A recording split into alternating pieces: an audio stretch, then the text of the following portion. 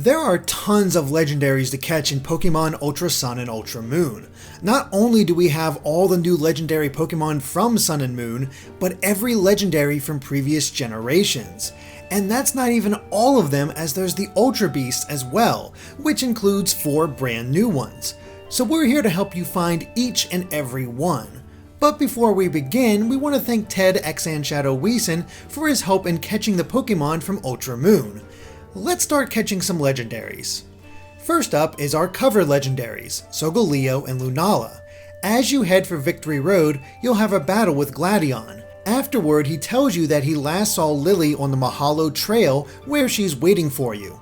Go to the trail and she'll mention how either Solgaleo or Lunala wants to travel with you. This gives you the opportunity to battle them and catch them depending on your version. You can also discover Necrozma on the way through Victory Road. It's pretty hard to miss, what with it being in the middle of a crater. Cosmog can be found exactly the same way as in Sun and Moon.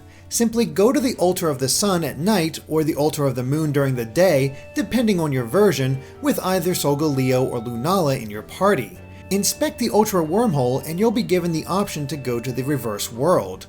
Travel through and go to the Lake of the Sun or Moon, again depending on your version, and you'll discover a Cosmog that will automatically come with you. Once you raise its level to 43, it'll evolve into Cosmoem. Once it reaches level 53, Cosmoem will evolve into Solgaleo in Ultra Sun or Lunala in Ultra Moon. The Guardian Deity Pokemon can be found the same way as in Sun and Moon as well. After completing the main story, simply travel to the Ruins of Conflict and inspect the statue to fight Tapu Koko.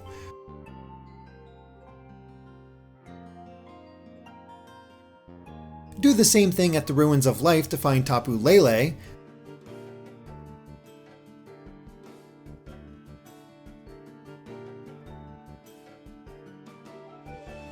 The Ruins of Abundance to face Tapu Bulu.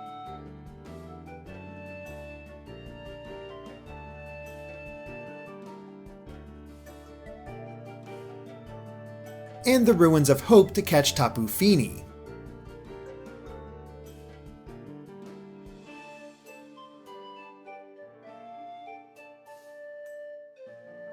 The final legendary that can be found in Alola itself is Zygarde. Travel to the Resolution Cave on Pony Island and make your way to the final chamber. There you'll discover it in its 50% form. Once you catch it, return to Ula Ula Island and enter the trailer on Route 16. You'll meet Dexio and Cinna, who talk more about Zygarde and challenge you to a battle. Once you defeat them, you'll be given a 10% form Zygarde and a Zygarde cube that already contains 40 cells. With the 2 Zygarde in your party, inspect the machine and choose Separation. Separate either Zygarde to fill up the rest of the cube, then choose Assembly. This will grant you a Zygarde with the Power Construct ability, allowing you to use the complete form of Zygarde. There's still Ultra Beasts to find in Alola though. Poipole is the first you'll receive, as it's automatically given to you after you finish the events in Ultra Megaopolis. However, it can evolve, but it requires that Poipole know the move Dragon Pulse. There are 2 ways to teach it this move. Either go to the move tutor at the Battle Tree or to the Pokemon Center on Victory Road and talk to the woman there to have it relearn the move from earlier in its moveset using a heart scale. Once it knows Dragon Pulse, level it up one more time to have it evolve into Naga Nadel. UB Burst or Blacephalon and UB Assembly or Stakataka are discovered during a small post-game sequence. You are summoned to Pony Island by the Ultra Recon Squad in order to stop these Ultra Beasts. They'll be found automatically, and there are 2 available, with Blacephalon being exclusive to Ultra Sun and Stakataka exclusive to Ultra Moon. The rest of the legendary Pokemon and Ultra Beasts are found in Ultra Space and can start being hunted as soon as the portal appears during the main story. At least the legendaries can. But here's where things get quite different. As you travel through Ultra Space, you'll see 5 different colors of Ultra Wormholes. Each one denotes the kind of territory that'll be on the other side, with the exception of the white wormholes. Those always lead to an Ultra Beast. The other 4, red, green, blue, and yellow, respectively lead to a cliffside, a field, a waterfall, and a cave. These give at least some kind of clue to the type of legendaries you'll discover in each one, but each wormhole can be different as well. There are 4 levels to them. a plain hole, a hole with a single circle around it, a hole with 2 circles, and one with a circle surrounding it with smaller ones leading into the center. Any of these could possibly lead you to a legendary Pokémon, but the only way that guarantees it is the level 4 wormhole. However, if you don't find a legendary in a level 4 portal of a certain color, then you've found all the legendaries in that color. Naturally, these level 4 portals are also the most rare. The way to actually reach the higher level portals is through the minigame portion of Ultra Space. Here, you fly through energy rings to keep up the ride's speed. You must navigate around the electrical hazards and portals you don't want in the hope of finding a possible level 4 wormhole. The farther you go, the more common they become, and if you lose too much speed, you'll be pulled into the nearest wormhole. Now, it's still possible to encounter a legendary in the more common portals, it's just not as likely. Either way, you'll be made aware of its presence immediately. If it's not there, simply exit and try again, or try to catch the common Pokémon waiting for you.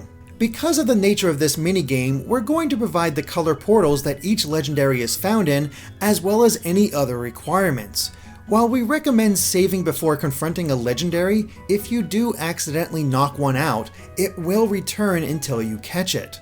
But only one of each legendary can be captured. Articuno, Zapdos, and Moltres can be found in red portals, where you'll find them on the cliffside. All 3 can be found in both versions. The same goes for Mewtwo, who's waiting behind a green wormhole. We'd actually recommend using your Master Ball on it, since it knows the move Recover. Both Raikou and Entei are found beyond green portals as well, but Raikou is exclusive to Ultra Sun, while Entei can only be found in Ultra Moon. In order to find a Suicune, both Raikou and Entei must be in your party as you search through blue wormholes.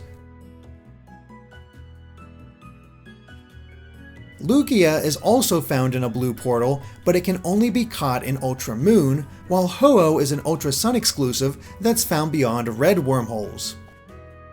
Continuing on, all 3 of the Regis from Generation 3, Regirock, Regice, and Registeel, are found in the yellow portals in both games.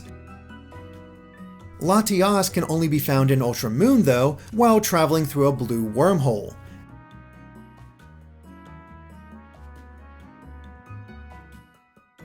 Naturally, Latios only appears in Ultra Sun, but it also awaits on the other side of a blue portal.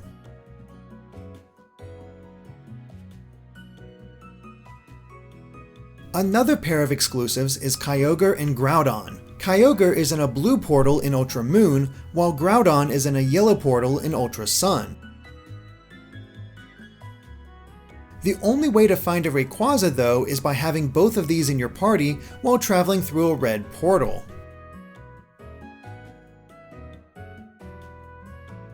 For Gen 4, we have Uxie, Mesprit, and Azelf all appearing in both versions, and all hiding beyond a blue portal.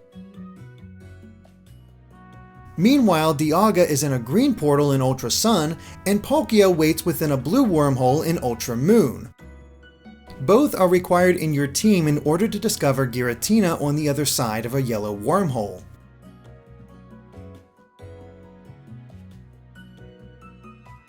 Two more exclusives are behind yellow portals. Heatran, which is exclusive to Ultra Sun, and Regigigas, which is exclusive to Ultra Moon. Finally, there's Cresselia, who's in both versions and can be found beyond the red portals.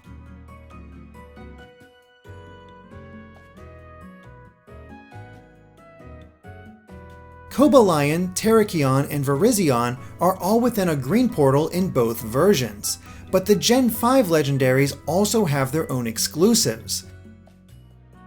Tornadus can only be found in Ultra Sun, while Thundurus awaits in Ultra Moon. And you need both of them in your party to find Landorus. All 3 of them are hiding beyond the red wormholes.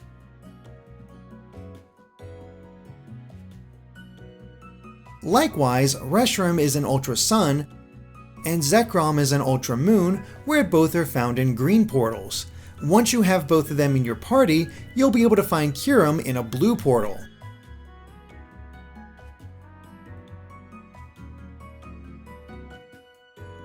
The final two legendaries are Xerneas and Yveltal. Xerneas is exclusive to Ultra Sun and found in a green wormhole, while Yveltal is an Ultra Moon exclusive that's waiting in a red wormhole.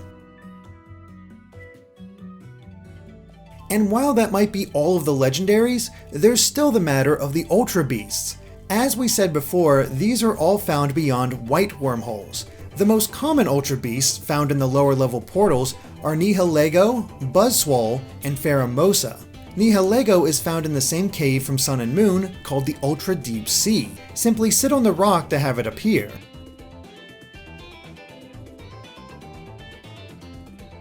Buzzswole is in the Ultra Jungle and is exclusive to Ultra Sun. All you have to do is run along the trees until you reach the end to confront the Ultra Beast. Pheromosa is found in an area known as the Ultra Desert in Ultra Moon. Here you'll have to complete a series of puzzles using Mudsdale and Machamp. Once you do, Pheromosa will be waiting on the other side.